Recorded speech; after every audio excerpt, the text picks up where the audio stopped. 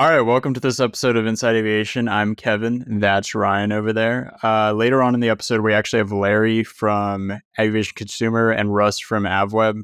They're going to talk a little bit about Sun and Fun and a fuel discussion to do with all the unleaded fuel in GA.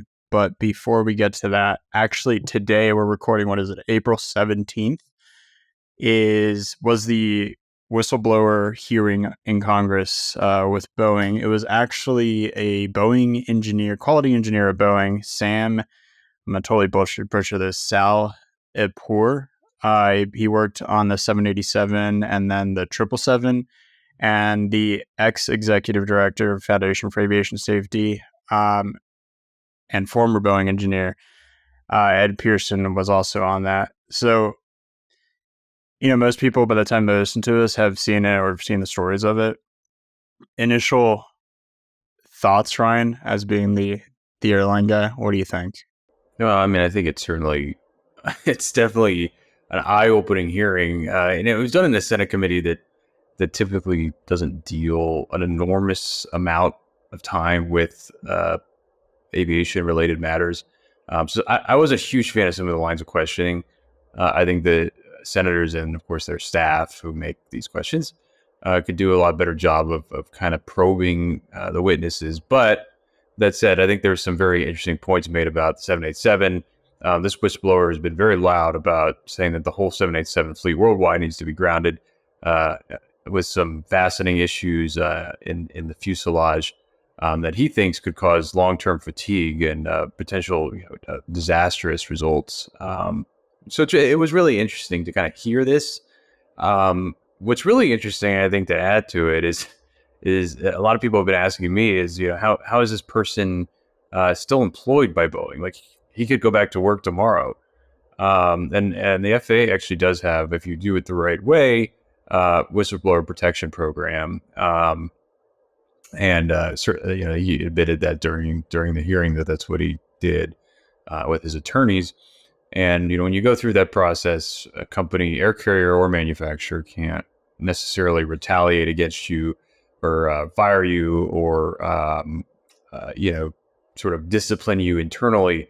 But that doesn't, of course, remove the human element of you got to go back to work and face colleagues and managers. And, certainly I think that could be interesting for this individual.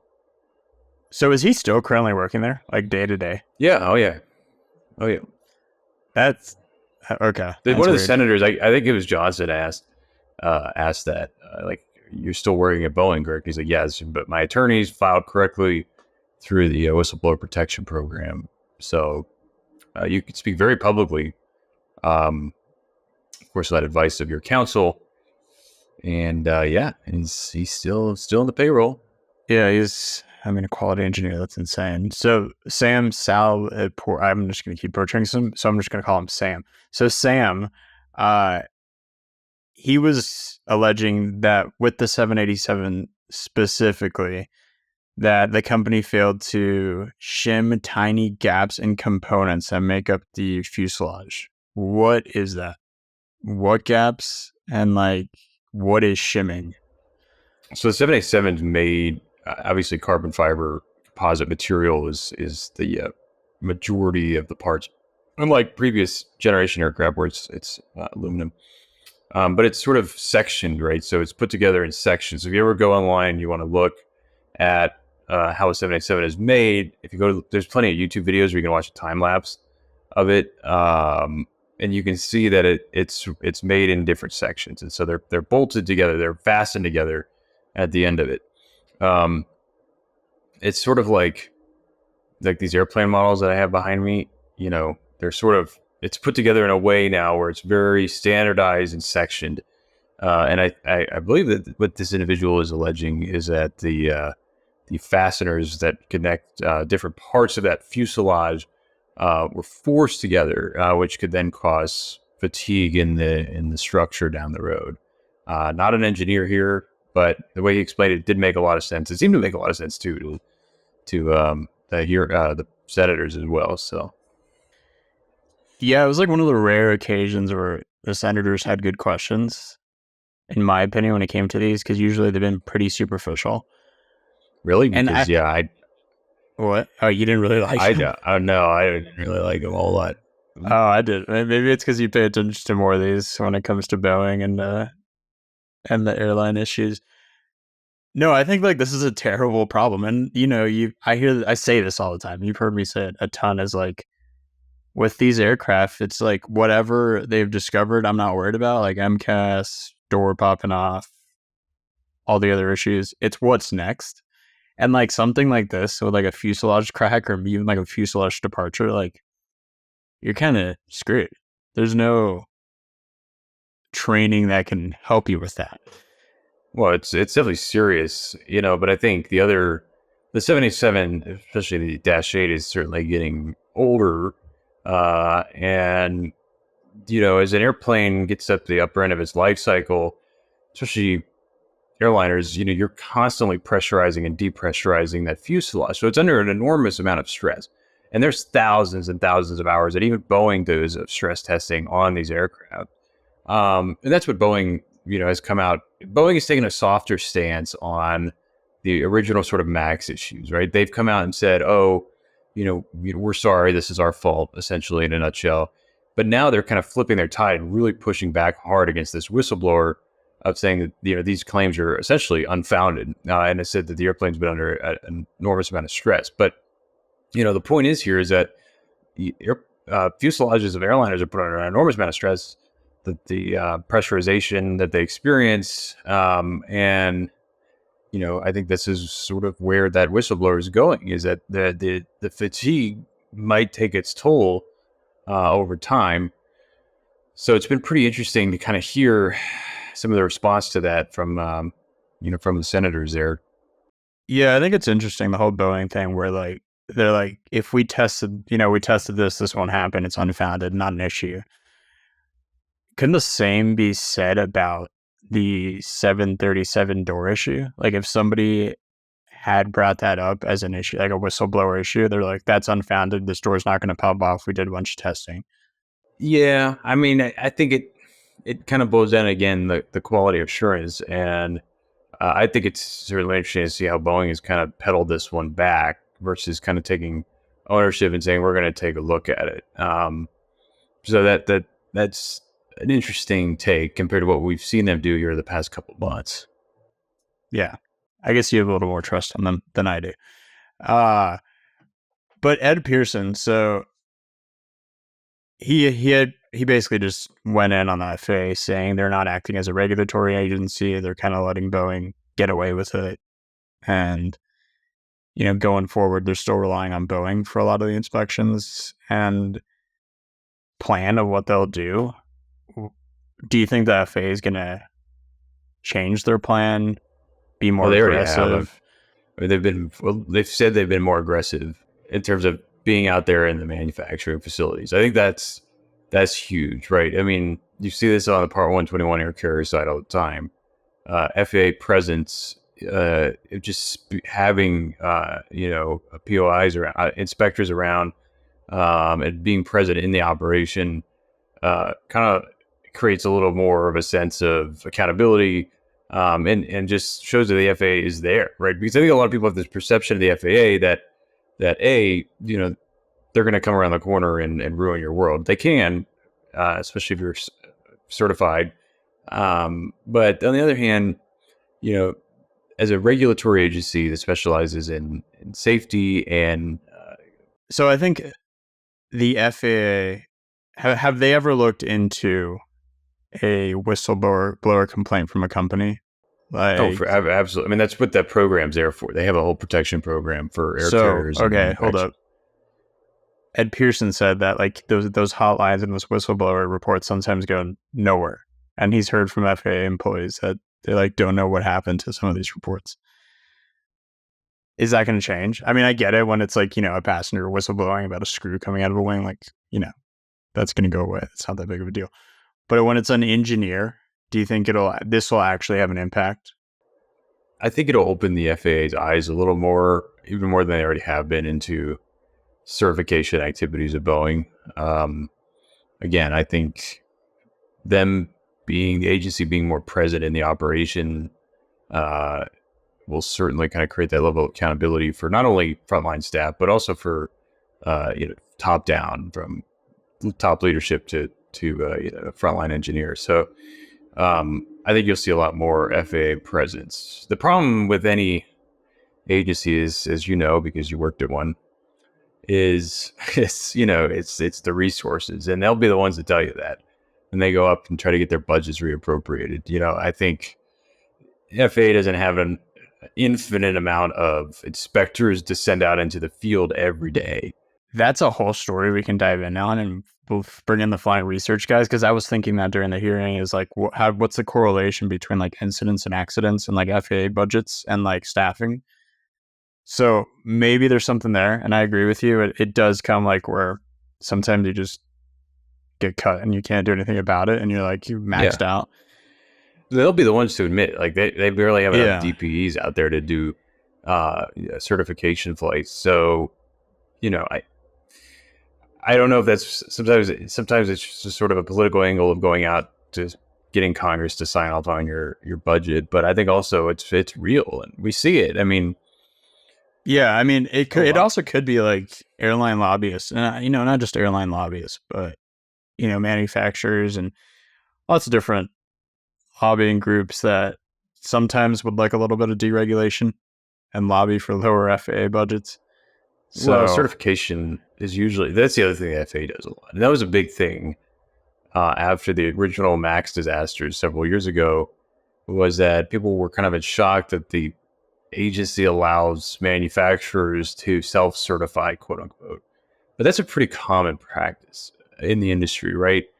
You see it down to the flight school level. I mean, you see they have DPEs in-house that can do these things. And, yeah, I mean, there's some DPEs that should not be passing people, but I think it works until it doesn't, right? So is it time to re-examine that model and like really dump funding into getting inspectors there full time and taking over those tasks, not to, get rid of it. But so I was like coming in from like a GA angle. If most GA accidents, like, let's be real, it's pilot error or, something that, like a maintenance issue that, we could have seen coming. Most of them are preventable. If a manufacturer was having these many issues, these many incidents, crashes, would the FAA react the same they are with the 737, or would they ground everything and try to figure out and fix the issue before they start letting anything fly? Is Boeing not too big to fail, but are Boeing aircraft too important to the U.S. economy to do that? Oh yeah, I mean, we're like the number one most valuable export that we have. I mean, I think the short answer to that question is yes, but I also think there's a higher duty when it comes to operating a commercial airliner.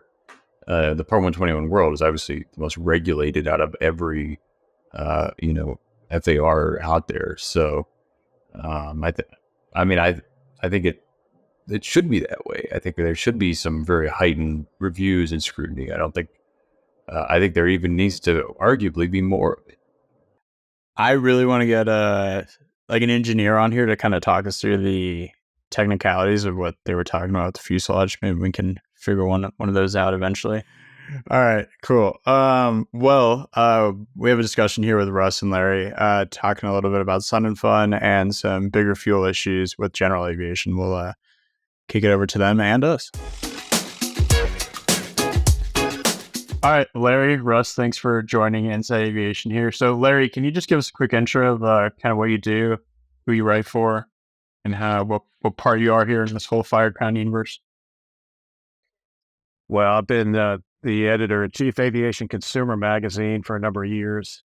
Started out 1994 or 1995 writing about avionics in the magazine, became the managing editor and then editor-in-chief, and been working closely with my colleague there, Russ Niles, who, for the record, bribed me $500 worth of Canadian dollars and a 12-pack of Molson to come on the Bro Show. So here I am. It's all Russ. Okay. All right, Russ. So what's your story? You want to tell people? It's been a good career, Russ. Well, I can spare the $14.95 that the $500 is worth. And a Molson, a pack of Molson Canadian, well, that's priceless in the U.S. Anyhow, I've been with AVweb since about 2001, and started out as a newspaper editor. Was a newspaper editor with a pilot's license. Newspaper business went to hell. We were on the vanguard of that. It's taken 20 years for everybody else to get caught up, but I was right in the middle of its demise in this area anyway. Then AVweb came along and threw me a lifeline, and it's been great. It's mixing stuff up and doing the hard moves in aviation that, well, frankly, seems to get avoided or pushed to one side when the going gets tough. So that's what we are. We're the pointy end of the stick. Nice. So, Russ, I think our number one comment here, especially with this show, is where's Paul Bertorelli? Can you kind of give us a little insight of where Paul is? Paul is happily ensconced in Venice, Florida, where he's getting ready to sell his airplane and embrace full retirement from aviation. Talked to him yesterday, and he swears he doesn't miss it. But then what the hell was he calling me for? He was talking about fuel yesterday, because fuel was a big passion with him, and there's some injustice going on there that he perceives that he thinks we need to get on. So I guess we're going to get on it. Yeah, that's perfect segue. Once Paul is your boss, Paul is kind of always your boss.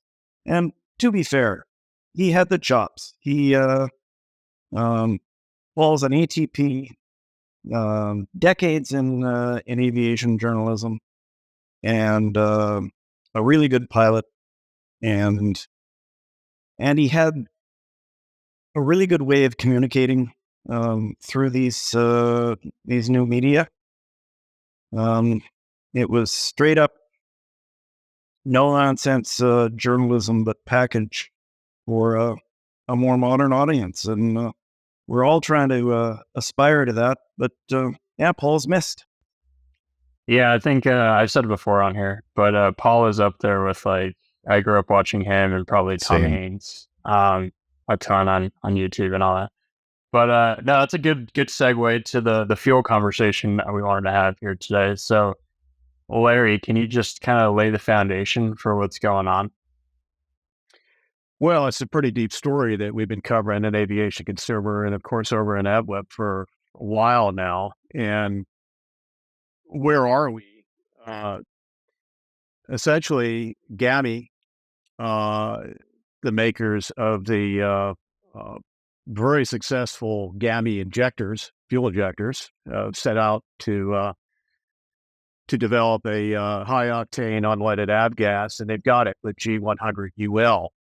And they've earned FAA STC for the fuel, essentially an STC for every spark ignition piston aircraft engine in the FAA's database. That's been the case for a while now, I guess about a year, maybe. 2 years. 2 years.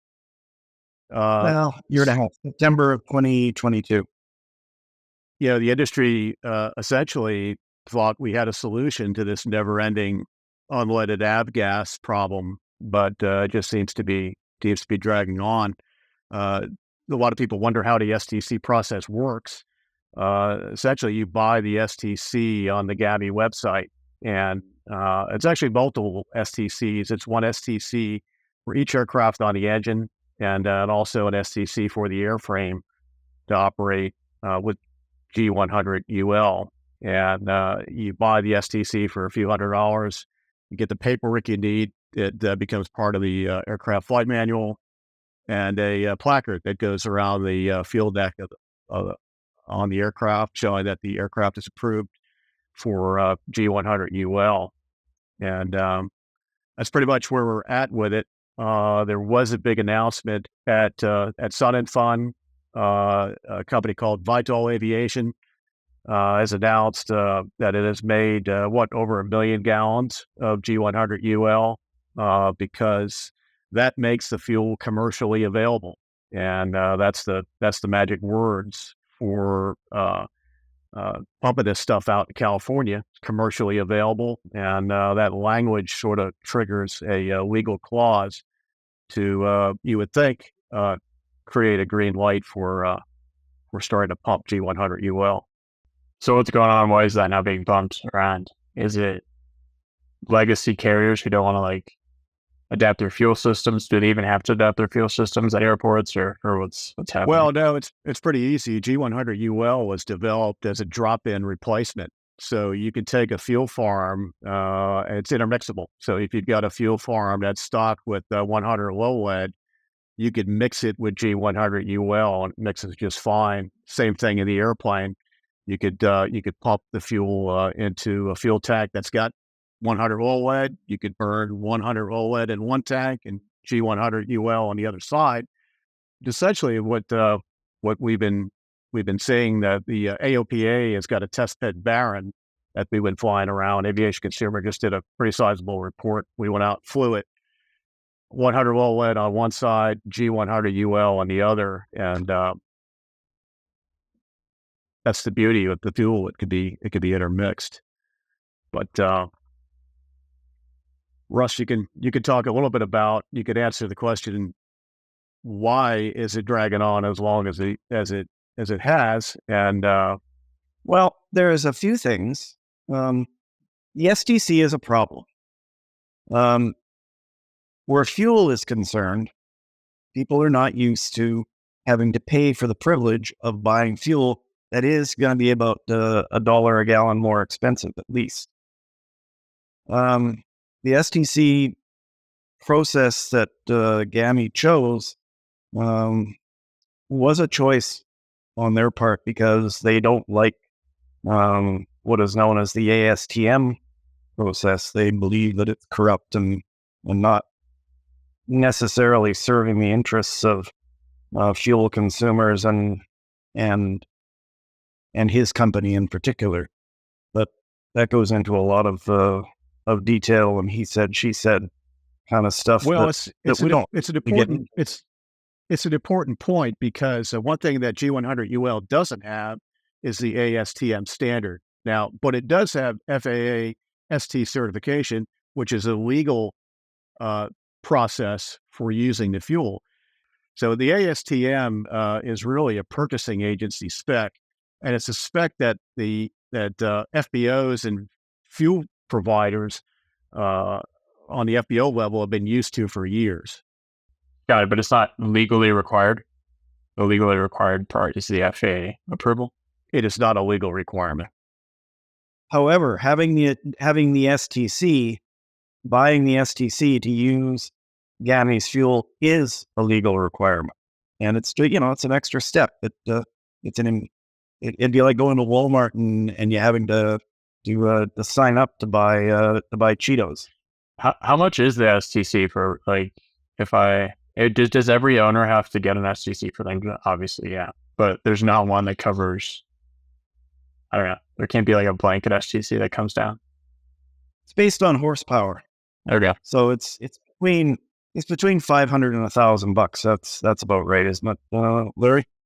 Yeah, somewhere in that range. Yeah.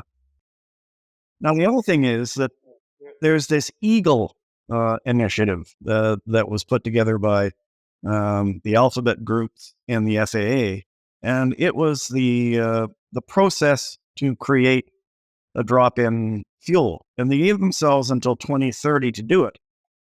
But GAMI is ready right now. So there's this conflict with GAMI rolling out and trying to market its fuel when the so-called official process is miles behind. They haven't even really started evaluating the fuel that they're kind of, that is going through their process, which is called PAFI.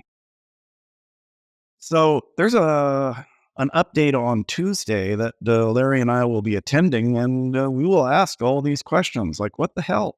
We have a fuel. What's the problem? And they're going to say the problem is that it doesn't have ASTM, which, like we said, is not a legal requirement, but it's how it's always been done. And GAMI just doesn't want to put their fuel through that to get an ASTM. There were some conflicts early in the process. GAMI fully intended to go through the ASTM process, but the proponent for GAMI is a guy named George Raleigh, and he perceives what he thought was some I don't know, that kind of business practices that he didn't want to participate in with ASTM. So he pulled out of it, knowing that he could get an STC and make the fuel available.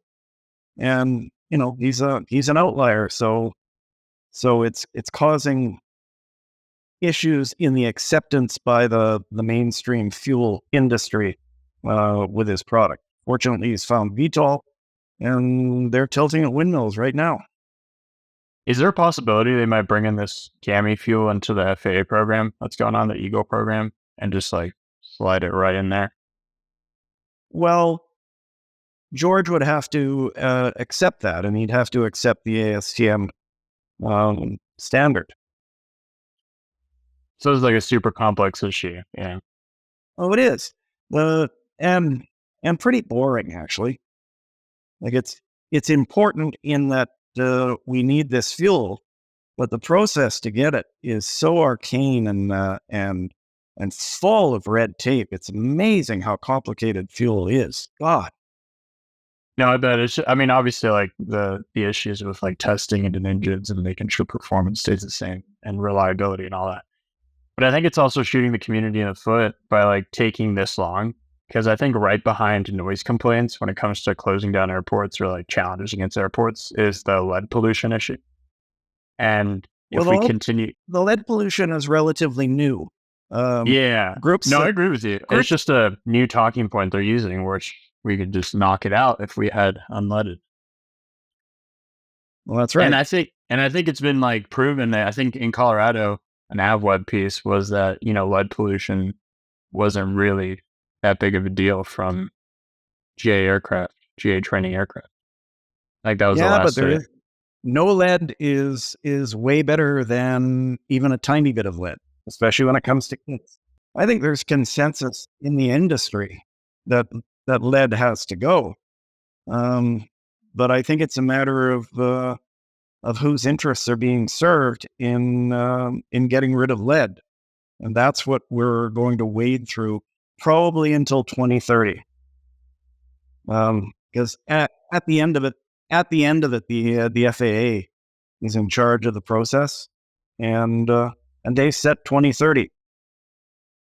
And I don't know about you, but I don't have that much experience with the FAA actually beating targets.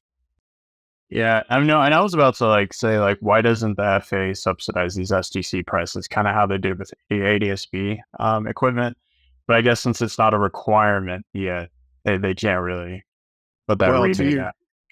To your point, I think what needs to happen is this fuel, this G100 UL, which is STC approved, it's FAA approved, needs to get out into the field at big numbers, and it needs to get out to fleet operators that burn a lot of fuel, and they can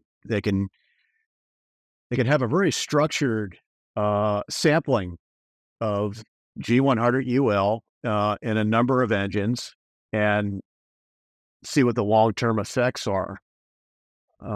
That's really the best way to really get a real-world feel on the fuels, to get it out there in big numbers.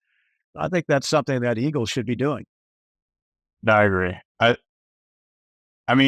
There's Centennial Airport here in Colorado. I think there's one flight school who just does all unleaded. I feel like we have to tell those stories a bit more and, get that demand up.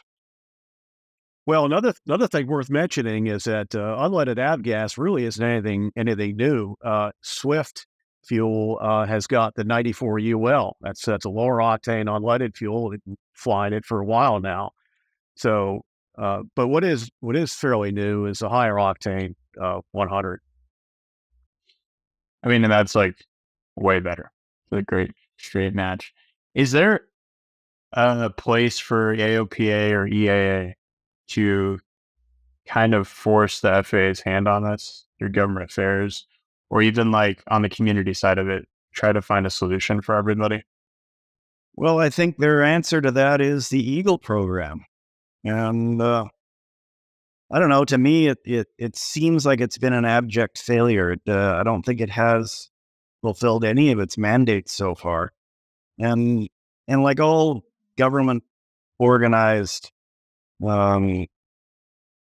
initiatives, it's big on mandates and goals and target setting. And they're just now getting started lining up engines and airplane for testing one of the fuels that's their responsibility to test. And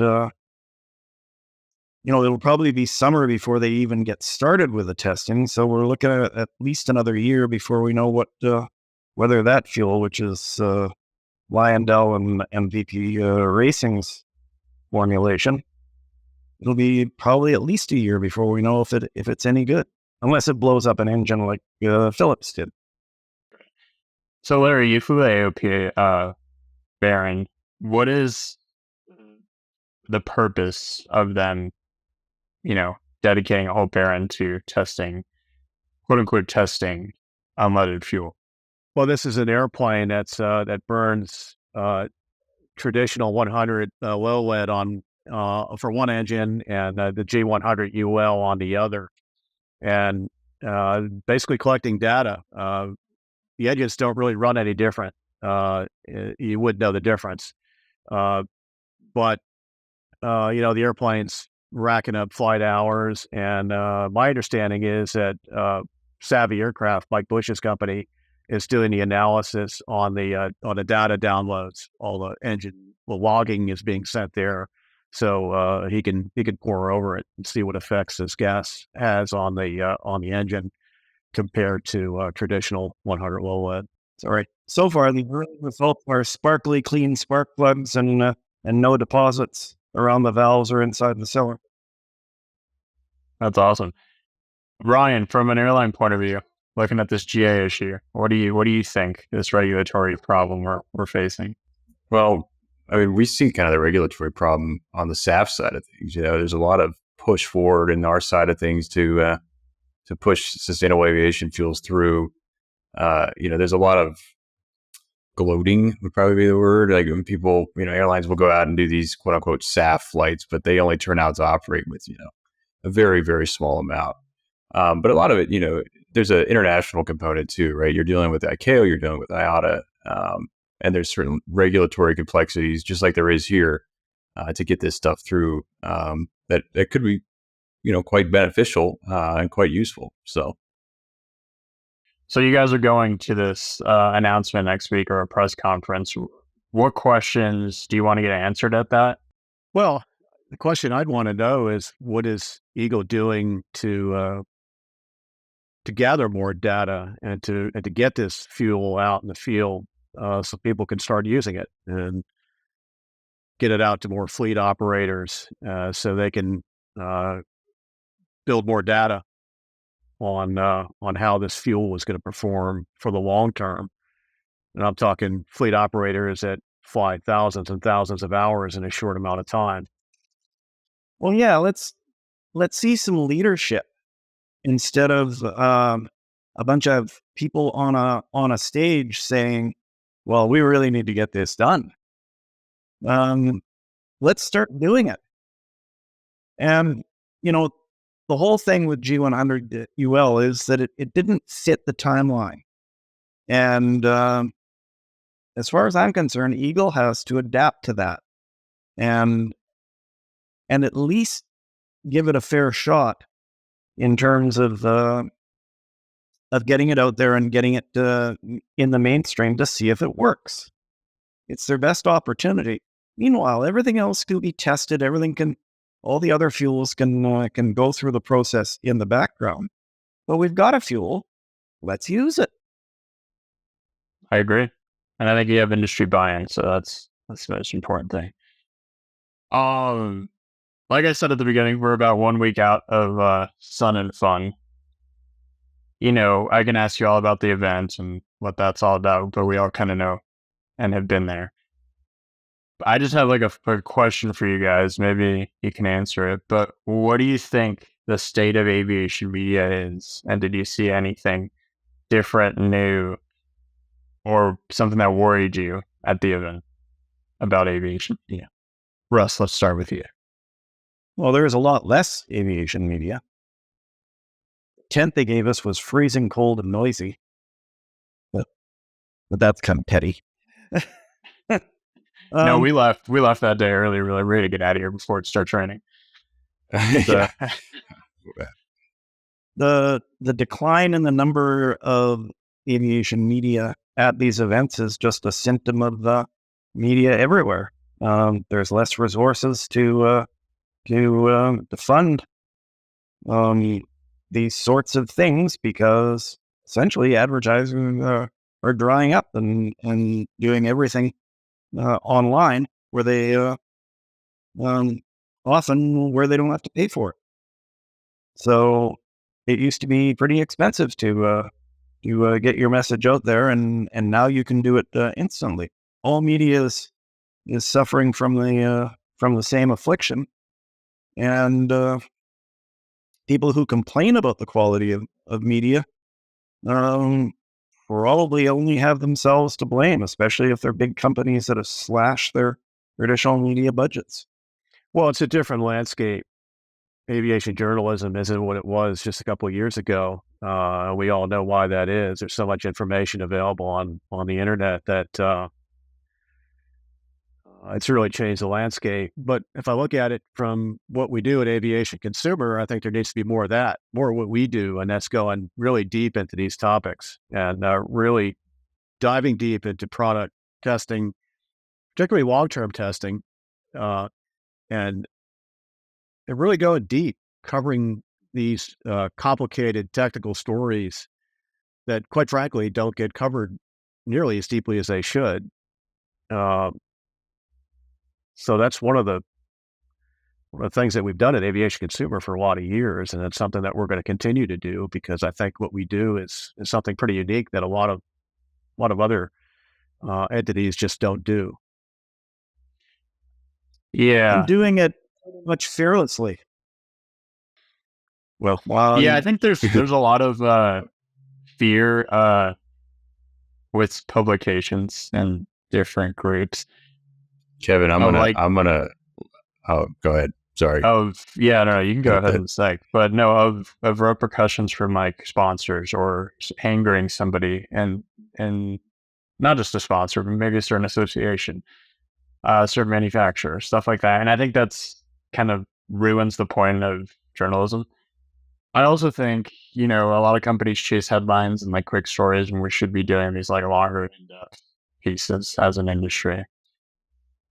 That's just my takeaway on that. I actually have a fun story. I ran into John Zimmerman of Sporty's Pilot Shop, and Larry's name came up.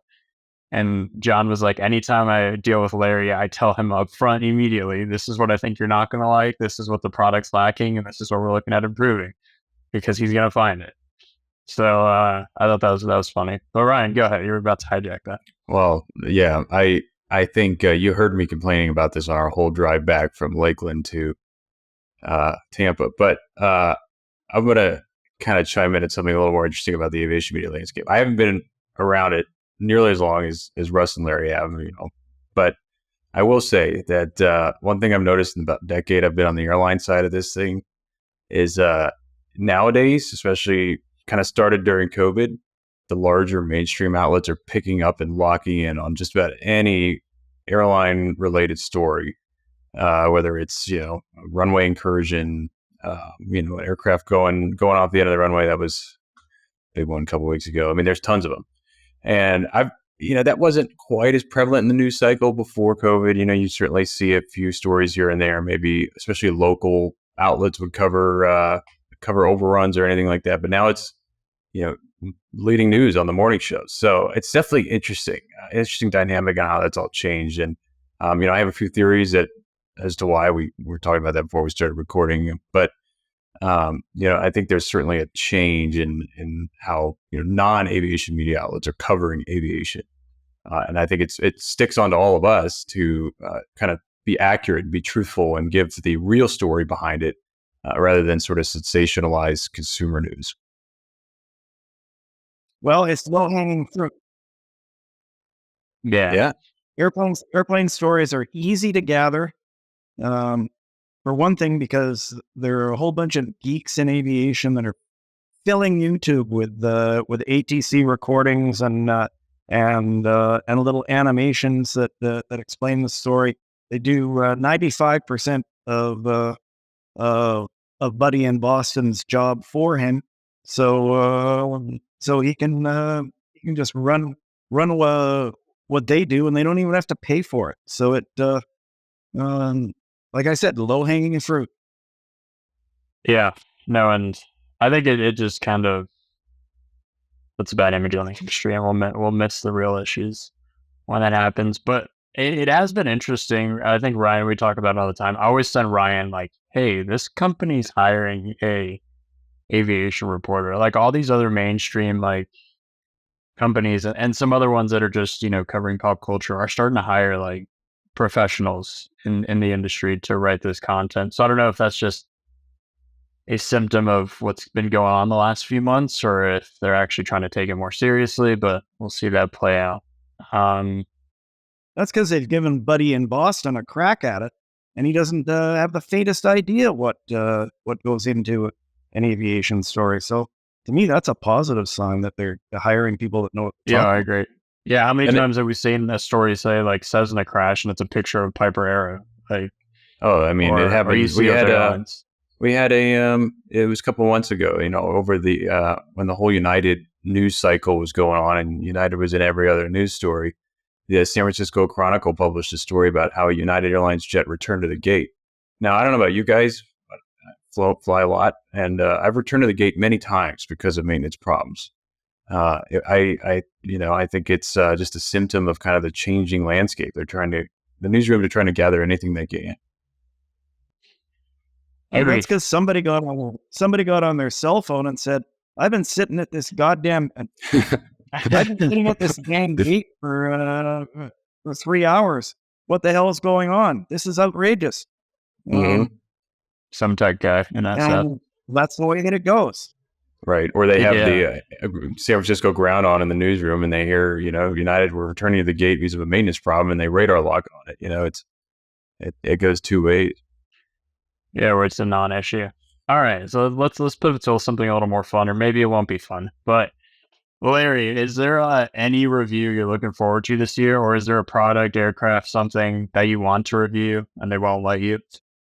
We pretty much review anything we want. It's just a matter of going out and doing it. But yeah, to answer your question, we do have a lot of reviews planned. We got a lot of surveys planned. One of the things that it's a real asset to us is the results of the surveys we put out.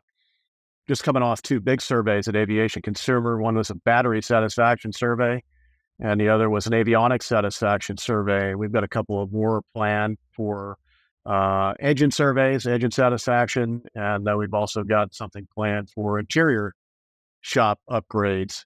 And we sort of try to run these surveys, these big market surveys, every 3 or so years to get a feel for what's going on in the market. And it's a good way to get real world feedback on all kinds of topics. So those are two sizable projects we've got in the works. We've got a long-term headset shootout that we've been working with, looking at flagship headsets. We've been passing these things around like candy at Halloween to get input on see what people tend to get along with the best when it comes to high-end headsets. And we're also planning a series on consumables, wash consumables, aircraft washes, windshield cleaners, degreasers, those kinds of things. We've got a pretty sizable wash day planned for early in the summer so we can test these products and see what tend to work best. So lots in the works going on at Aviation Consumer with the consumer in mind. hoping they make trying to get them our goal at Aviation Consumer is to help the consumer make the right choices. Yeah, I'm looking forward to that headset shootout. That'll be interesting. So, a question about surveys. So, outside of getting the results and public putting them up on the website, is there any use for OEMs? Do they get feedback from that, or manufacturers, or anything like that? Do they use that to improve products, create new products? Well, I know for sure that some manufacturers, some of the major manufacturers, have they really put a lot of value in the data that we collect from our surveys, and they learn from it, and they use it to improve products. I know that for sure. So one of the things that Aviation Consumer does, I think that most other entities don't do, is we've got we're not biased. We call it as we see it, and we can report on products. We can report the good, bad, and indifferent, warts and all, is what we say. So that's I think manufacturers respect that, and they use that feedback to make products better. I know they do. Oh, that's awesome. Yeah, every other industry has that unfiltered feedback. For some reason, aviation's a little sensitive. So glad what you guys are doing. Worth mentioning too is that Aviation Consumer is an independent voice. We're not influenced by advertising. If we do have an affiliate link back, any proceeds go to our testing. The cost that it takes for us to pull off these major tests. But we're entirely subscription funded, so that sort of gives us a different perspective in the industry. No, for sure. And Russ, any stories you want to cover this year? Anything you can preview that's coming down that's kind of crazy? Ask me at 8:00 every morning. We go day by day, and you got stuff in the back of your head, but what I'm thinking about at 8:00 in the morning is not what ends up in AVweb the following day. We're very nimble. We react and pursue stuff on a daily basis, and try to respect the reader through all of it.